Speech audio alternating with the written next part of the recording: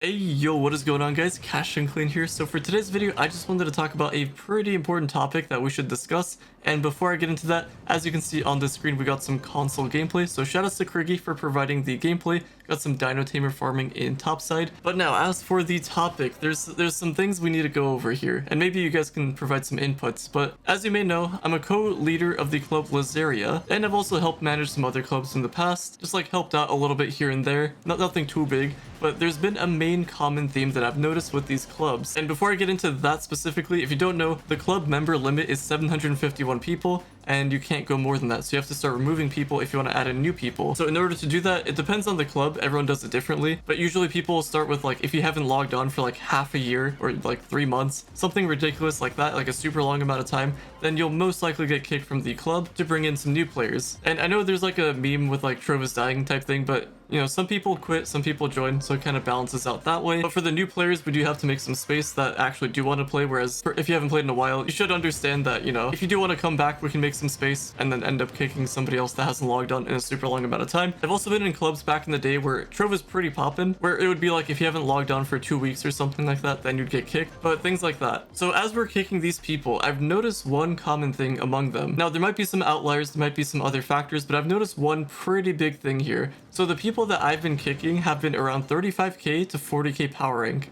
And when I was first doing it, I didn't really think much of it. Like, maybe these people had other things they wanted to do. They have lives to live pretty much. They have a family, they have a 401k. I'm sure they got some important matter to take care of. But it also got me thinking, you know, 35 to 40k, you know, that's kind of up there. That's pretty high. And if you don't know, the further up you get in Trove, the more you have to wait for things. And that's where I had the aha moment. And it all comes down to once you hit 30k power rank. Now, it is kind of challenging even getting to 30k power rank. It's doable. You guys can do it. It's really not as bad as you think. Just have to put in a little bit of effort, and then once you hit 30k power rank and you get the light requirement, you can access D14, and with D14 you can start replacing your stellar gems with crystals. Now that's gonna be pretty cool at the start. You're gonna get a nice little boost to your power rank. You're gonna make progress. Now this is where the thing this is where it takes a turn, and you guys might already know what's about to happen, but once you get to like level 27, 28, this is where things slow down a lot. Because if you don't know, you're gonna need 9th lives. Otherwise, you're gonna have to burn through a ton of gem dust or sparks. And then you also need to farm a ton of primal gem shards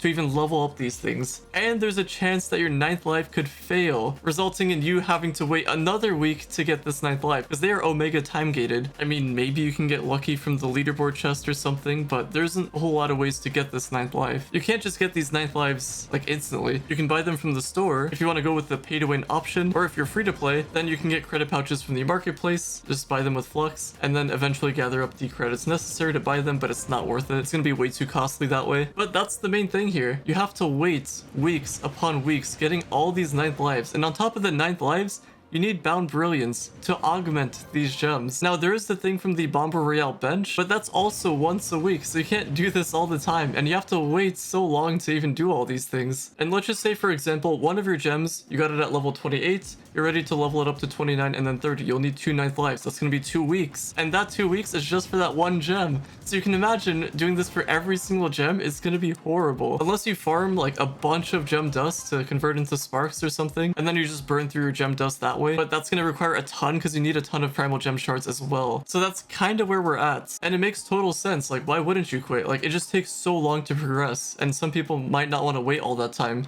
It's pretty annoying. And you might think maybe you can level up another class. Well, you're gonna meet the same fate as that one, as you will have to wait for the 9th lives as well. You can give them crystal gems to start out with, but eventually you're gonna have to level them up, augment them, and you may as well just do that on your main class first, and then your other classes. So it all just makes sense. It's just a huge waiting game. And I don't blame these people for quitting, because who wants to wait like months just to finish leveling up gems? There could be some convenience thing, like maybe an event gives you Bound Brilliance, or maybe gives you 9th lives or something. I don't know what that event will be, because before it used to be the Halloween and winter event, but that's no longer a thing anymore. And I am kind of curious. Let me know in the comments down below if you're around that power rank and you have been considering quitting, and just let me know your overall thoughts about that gem stuff, like your progress with it and your experience overall with it. But yeah, that's mainly the thing with the gems. So gems, you do have to wait a bit because of the time gated stuff, but there's also other other time-gated things like dragons. And you will need these primordial dragons because they give you a ton of power rank. And there's only so much you can do because you need cubits for the star chart, you need cubits for dragon coins potentially, or even other mastery items that are in there still. There's a pretty good amount of uses for these cubits, but you will need to do your star bar a ton, pretty much every single day, just so you get the diamond dragon knights, because you need a ton of diamond dragon knights to even get these primordial dragons, because if you don't know,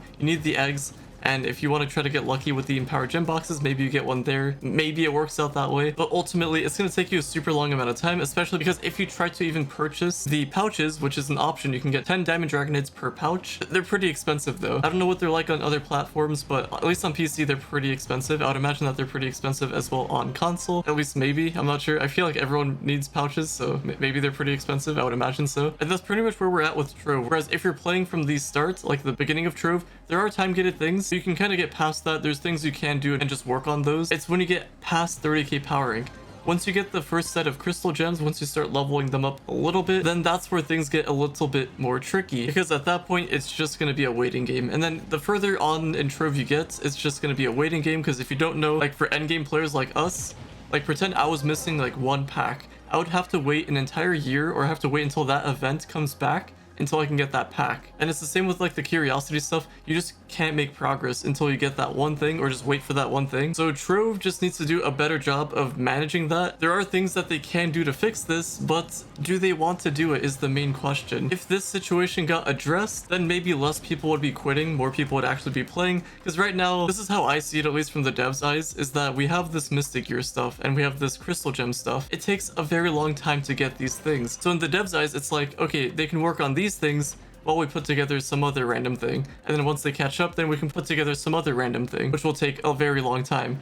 And that's the issue. In my opinion, it's fine if things take a long time. Like when you're brand new, if you're trying to get that perfect empowered gem, for example, maybe they can make that a little bit easier. But ultimately, if they made everything super easy to get, the game would be boring, everyone would be rank 1. So it's good that there is a little bit of a wait, but they should do a better job of balancing the game just so this issue doesn't happen. It's fine if things take a long time to farm for, but it's not fine if it's like a bunch of things in Trove and it's just like preventing you from moving forward. Because if we use Bound Brilliance, for example, you have to wait for that stuff, and there's nothing you can do about it. You can do the things in Bomb Royale, you can get the consumables from that bench, but that's still a weekly thing. You need the coins, which I guess the coins is fine, but you still have to wait a week, and then you also have to wait a week for the contest stuff. You have to wait pretty much. That's the issue. We don't want to wait. We need a way of farming these things, even if they take a long time. Maybe not like Mystic Gear long, but something that's enjoyable to farm. And as far as what that something is, I'm not sure, but maybe you guys do. You can leave it down in the comments down below, and also let me know in the comments down below like where you're stuck at in the game, and if you feel like you're considering quitting the game because of a specific time-gated thing. But yeah, long story short, 35k to 40k, that's when I see a lot of people end up quitting the game. Maybe we can have a better update in the future that prevents this, but for now, that's kind of where we're at. So either way, that's gonna be all for today's video. Hopefully you guys have enjoyed. Drop a like, subscribe if you're new to the channel, or if you find yourself coming back. And like always, thank you all so much for listening, watching, viewing, and subscribing,